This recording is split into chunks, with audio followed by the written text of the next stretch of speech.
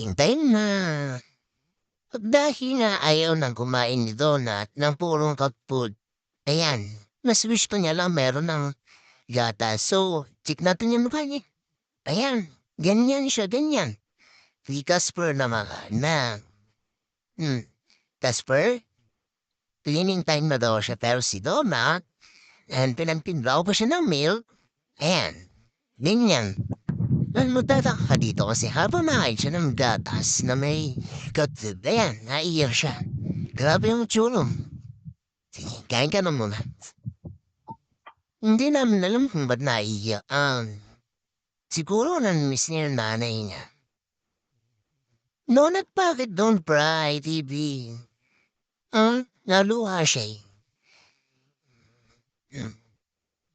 Hindi namin siya pinapainom ng purong milk kasi nga baka mamaya sira yung dumi niya.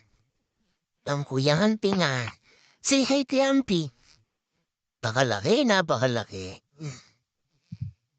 Balik tayo kay Donut. So, ayan.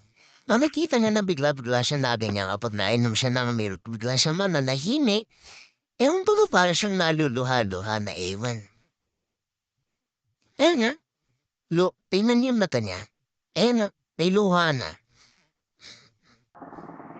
Kasi nakaka-worried baka mamaya nalulungkot. Ayan, tinamoy na amoy niya. Tapos biglang hihimod. So, ayan. Curious lang kami. Any tips naman ba't ganyan yung